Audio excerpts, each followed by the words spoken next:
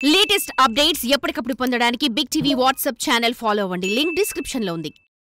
గణితం అంటే చాలా మందికి చాలా భయం. దానికి బదులు చరిత్ర, అర్థశాస్త్రం వంటి సబ్జెక్టులపై ఆసక్తి చూపిస్తారు. కానీ కొంతమందికి గణితం అంటే చాలా ఇష్టం ఉంటుంది. గణితంలో మునిగి తేలుతూ ఉంటారు. నిత్యం గణితంతోనే సహజీవనం చేస్తూ ఉంటారు. గణితంలో కొత్త కొత్త పద్ధతులు బయట ప్రపంచానికి పరిచయం చేస్తారు. ప్రపంచం దృష్టిని ఆకర్షిస్తారు. అందరి దృష్టిని ఆకర్షిస్తారు. అటువంటి కోవకు చెందిన వారే ఇచ్చాపురానికి చెందిన ఈ ప్రభుత్వ ఉద్యోగి బాల మేధావులను తయారు చేస్తున్న ఈ ఉపాధ్యాయుడిపై బిగ్ టీవీ స్పెషల్ రిపోర్ట్.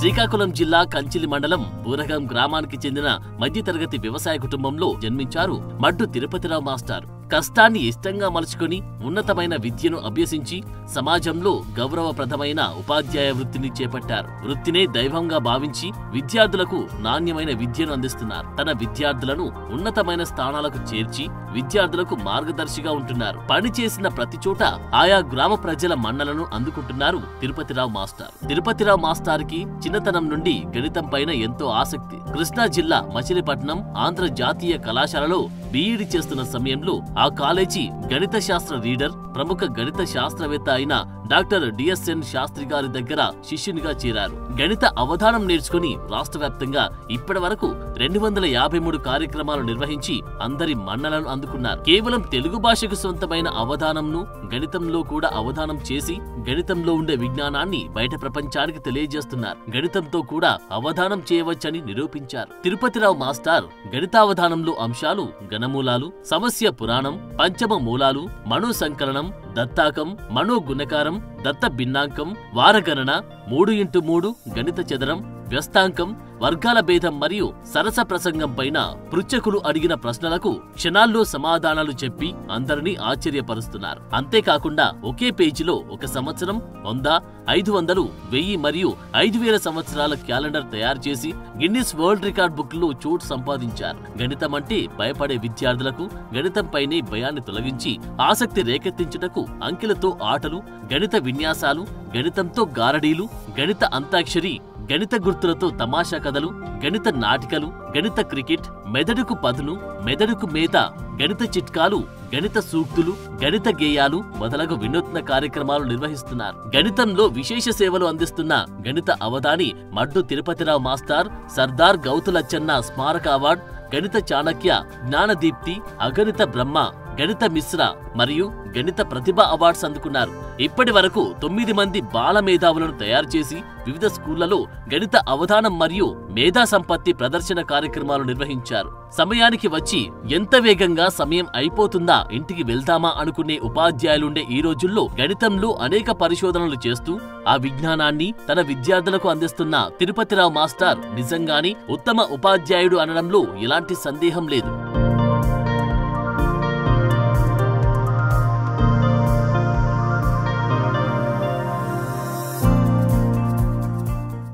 ఉపాధ్యాయుడు అంటే తెల్లవారి స్కూల్కి వెళ్ళడం మళ్ళీ తిరిగి రావడం దినచర్యగానే చాలామంది భావిస్తుంటారు. కానీ ఉపాధ్యాయుల్లో కూడా చాలామందికి కూడా మేధావులు తయారు చేసే ఉపాధ్యాయులు ఉంటారు అనేది కూడా మనం అక్కడక్కడ చూస్తుంటాం. అటువంటి కోవకు చెందిన వ్యక్తే తిరుపతిరావు మాస్టారు. ఈయన ఇచ్చాపురం నియోజకవర్గానికి సంబంధించి చోట్రాపురం ప్రభుత్వ పాఠశాలలో ఉపాధ్యాయునిగా పనిచేస్తున్నారు. ఎంతోమంది తన శిష్యుల్ని బాల మేధావులుగా తయారు చేస్తూ దేశ స్థాయిలో, దేశ స్థాయిలో కూడా ఆయన అనేక పథకాలు కూడా పొందారు. ఇక్కడ మనతో పాటు తిరుపతిరావు మాస్టారు, ఒక ఉపాధ్యాయుడిగా ఉండి మీరు ఇటువంటి ఘనతలు ఏ విధంగా సాధించగలుగుతున్నారు? ముందుగా బిగ్ టీవీ ప్రేక్షక మహాశయులందరికీ నమస్కారాలు. నా పేరు మడ్డు తిరుపతిరావు సార్. ముఖ్యంగా ఈ గణితం అంటే భయపడే పిల్లలకు గణితం పైన భయాన్ని తొలగించి గణితంపై ఆసక్తి కలిగించడానికే మరి అవధాన కార్యక్రమాన్ని ఎంచుకున్నాను. మరి ఈ కార్యక్రమాన్ని నేను కృష్ణా జిల్లా మచిలీపట్నంలో ఏజే కళాశాలలో గురు పూజలు డాక్టర్ డిఎస్ఎన్ శాస్త్రి గారి ఆధ్వర్యంలో నేర్చుకుని నాటి నుండి నేటి వరకు 8 అంశాలతో అష్టావధానం, 10 అంశాలతో దశావధానం, 12 అంశాలతో గణిత ద్వాదశావధానం వరకు నిర్వహిస్తున్నాను. ఇప్పటికీ 255 కార్యక్రమాలను చేశాను గణితంలోన. అయితే ఈ అవధానం అనేది ముందు కేవలం తెలుగు భాషకే సొంతమై ఉండేది. కేవలం తెలుగు భాషలో ఎంతోమంది కవులు కొప్పరపు సోదరులు, తిరుపతి వెంకట గౌరులు, మాడుగుల నాగపర్ణి శర్మ ఎంతమంది తెలుగులో ఈ అవధానం చేశారు. గణితంలో కూడా ఎందుకు చేయకూడదు? గణితంలో ఉండే వినోదాయకమైన విజ్ఞానదాయకమైన విజ్ఞానాన్ని పిల్లలకు చేరడానికి ఈ గణిత అవధాన కార్యక్రమాన్ని ముందుగా మా గురు పూజలు ఏజే కళాశాల మ్యాథ్స్ రేటర్ అయినటువంటి డాక్టర్ డిఎస్ఎన్ శాస్త్రి గారు దీన్ని రూపొందించారు. నేను 97-98లో ఆ కళాశాలలో బీఈడి చేస్తున్నప్పుడు సారథి శిష్యుడిగా నేర్చుకొని మరి ఈ కార్యక్రమాన్ని రాష్ట్ర వ్యాప్తంగా ఎవరు ఎక్కడికి పిలిచినా సొంత ఖర్చులు పెట్టుకుంటూ ఈ ప్రోగ్రాం నిర్వహిస్తున్నాను. ముందుకు ఈ సందర్భంగా మా గురువు గారు డాక్టర్ డిఎస్ఎన్ శాస్త్రి గారికి కూడా నా పాదాభివందనాలు కూడా తయారు చేస్తున్నాను సార్. సార్, ఈ పిల్లలకి మేధాలకు సంబంధించి చాలామందిని మీరు తయారు చేశారని విన్నాం. ఎంతమంది విద్యార్థులు ఇంతవరకు మీరు బాల మేధావులుగా తయారు చేసుకుంటారు? వాళ్ళు ఏ రంగాలు ఉన్నారు? సార్, నాకు 2002లో పోస్టింగ్ వచ్చిన టీచర్ పోస్టు. మొట్టమొదటిగా గోకర్ణపురం, తర్వాత గొల్లపుట్టుగా, ఇప్పుడు సొట్రేపురం చేస్తున్నాను. గోకర్ణపురంలో ఒక 4 చేశాను, తర్వాత గొల్లపుట్టుకలో 5 చేశాను, ఇప్పుడు ప్రెజెంట్ స్కూల్లో ఒక 2 చేశాను సార్. అసలుకి ఇప్పుడు 11 మందిని బాల మేధావులుగా తయారు చేశాను. అసలుకి మొట్టమొదటి చేసేవాళ్ళు ఇప్పుడు కొంతమంది ఉపాధ్యాయ వృత్తిలో, తర్వాత బ్యాంకింగ్ దీంట్లోన, తర్వాత న్యావీల్లోన చాలామంది స్థిరపడ్డారు కూడా. కొంతమంది అమ్మాయిలు కూడా సచివాలయంలో కూడా జాబులు వచ్చాయి కూడా. ఆ విధంగా వాళ్ళు కూడా ఇచ్చేశారు. ఇప్పుడున్న పిల్లలు కూడా మంచి షార్ప్గా ఉండి మిగతా పోటీలకి ప్రతి పాఠశాలకు కూడా ఈ అబ్బాయి తీసుకువెళ్ళి గణిత అవధానము, మేధా సంపత్తి ప్రదర్శన కూడా చేస్తూ ఉన్నాం సార్ మిగతా పాఠశాలలో కూడా. ఆ విధంగా ఆ పిల్లలకి నేర్పించుకుంటూ ముందుకు సాగుతున్నాం సార్. మీరు ప్రభుత్వ ఉపాధ్యాయులు అంటే గ్రామీణ ప్రాంతాల్లో ఉన్న పిల్లలకి ఆ స్థాయిలో తీసుకెళ్ళి నేర్పించడం అనేది ఈ సవాళ్ళతో కూడుకున్నది. ఏ విధంగా వాళ్ళు అంత మేధావులు తయారు చేయాలి? అది అంటే విద్య పంచుకుంటే పెరుగుతుందంటారు సార్. కాబట్టి ఎవరు ఎక్కడికి పిలిచినా నేను నా సొంత ఖర్చులు పెట్టుకుంటూ, సొంత సెలవు పెట్టుకుంటూ వాళ్ళ దగ్గర ప్రోగ్రాం అంటే నాకు అదొక ఆనందంగా ఉంటుంది.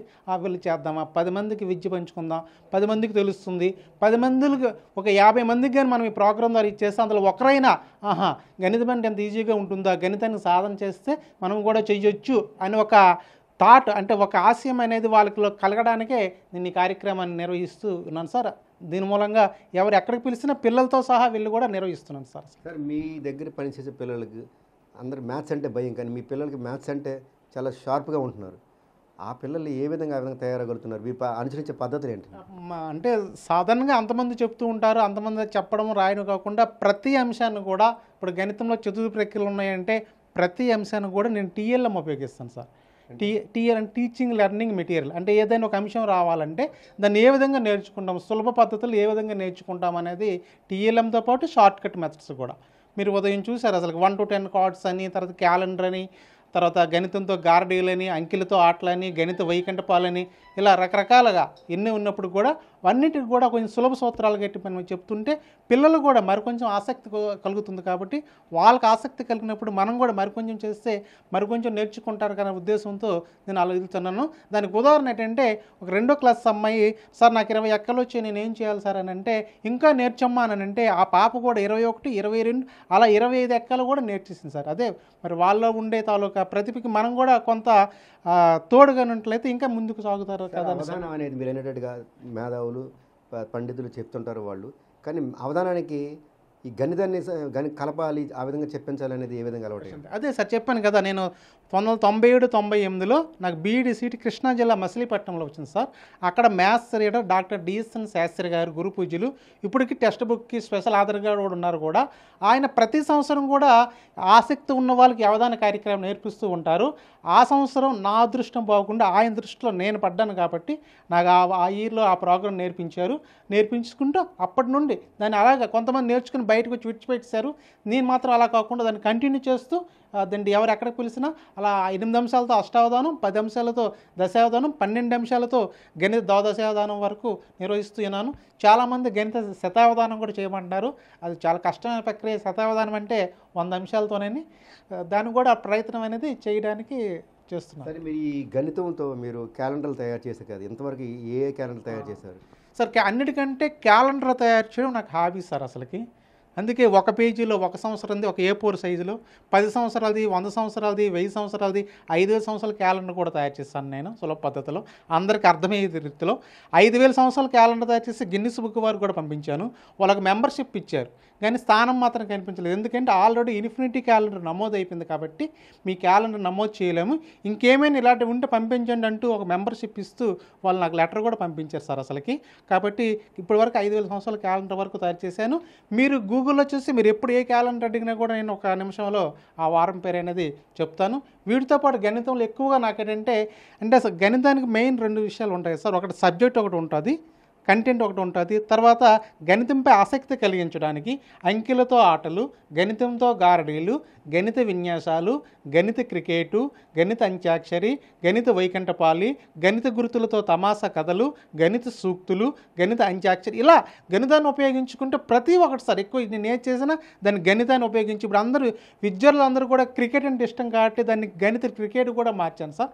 అన్ని ఇలాగా ఒక వినూతన కార్యక్రమాలు అంటే సబ్జెక్టు కంటెంట్ కాకుండా వినూతనంగా బోధిస్తుంటే విద్యార్థి మరికొంచెం ఆకట్టుకుంటాడు కాబట్టి ఇలాంటి వినూతన కార్యక్రమాలతో బోధిస్తున్నాను సార్. శ్రీకాకుళం జిల్లా అంటే ఒక వెనుకబడిన జిల్లా అని ఒక ఇది ఉంది, కానీ ఇంతమంది మేధావులు ఇటువంటి జిల్లాలో తయారు చేయడం అనేది ఇది ఏ విధంగా సాధ్యమైంది?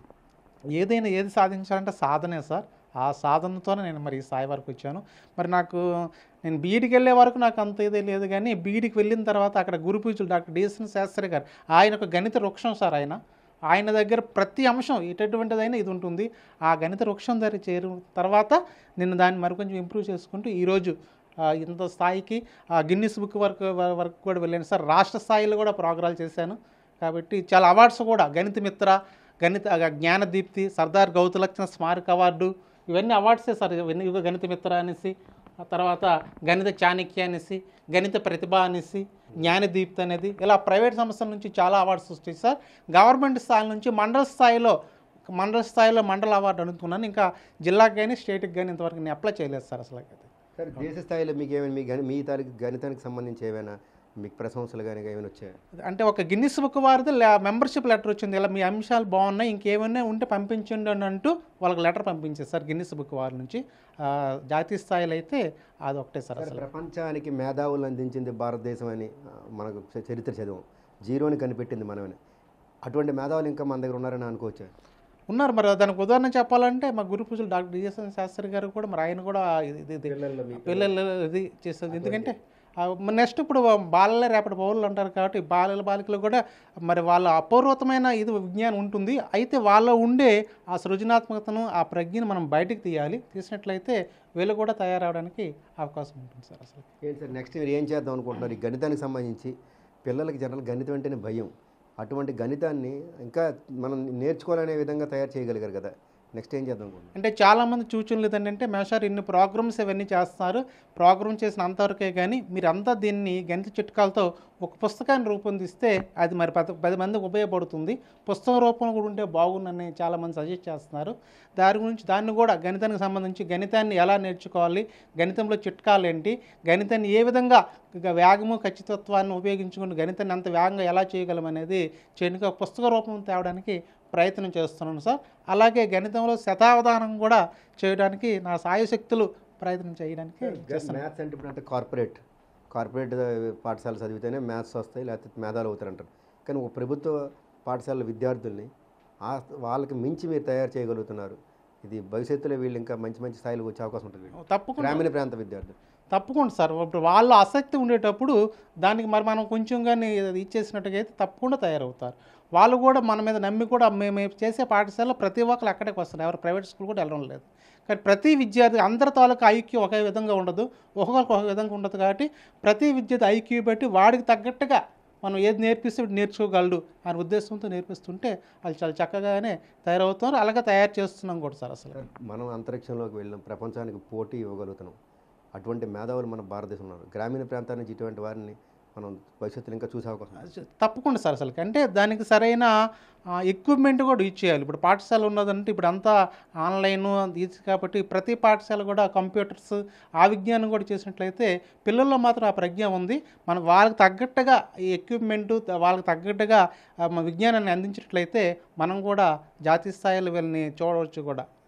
మొత్తం చూస్తే గణితంతో అవధానం అనేది కూడా మనం చాలా వరకు చూసుంటాం. చాలామంది శతావధానం అని మనం చూసి ఉంటాం. కానీ గణితంతో అవధానాన్ని నేర్చుకుని అది 10 మంది పిల్లలకి గణితాన్ని కూడా ఏ విధంగా నేర్పొచ్చే దానికి సంబంధించి కూడా తిరుపతిరావు మాస్టర్ చేస్తుంది మాత్రం ప్రతి ఒక్కరు కూడా ప్రశంసిస్తున్నారు. ఎందుకంటే ఒక గణితాన్ని అంటే అవధానంతో మిళితం చేస్తూ పిల్లలకి గణితాన్ని ఏ విధంగా సులువుగా నేర్పవచ్చు, వారిలో భయం లేకుండా ఏ విధంగా చేయొచ్చు అని దానికి సంబంధించి కూడా ఆయన అనేక రకమైన చిట్కాలు కూడా తయారు చేస్తారు. పిల్లలకి అతి సులువుగా మ్యాథ్స్ ఏ విధంగా నేర్పారనే దానికి సంబంధించి కూడా ఇప్పటికీ ఆయన అనేక రకాలైన పరిశోధనలు గట్టి చేశారు. 5,000 సంవత్సరాలకు సంబంధించిన క్యాలెండర్లు తయారు చేశారు.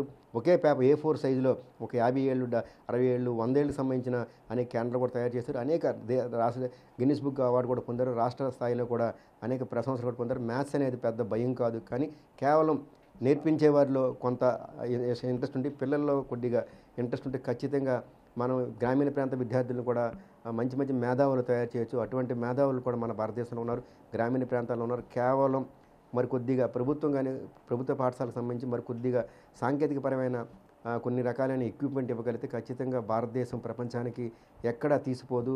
మన గ్రామీణ ప్రాంత విద్యార్థులు కూడా ప్రపంచ స్థాయిలో కూడా తమ జెండా ఎగరవేయగలరంటూ కూడా తిరుపతిరావు మాస్టర్ స్పష్టం చేస్తున్నారు. Video journalist Narayanaramu, big TV news, Ichchapuram, Srikakulam జిల్లా.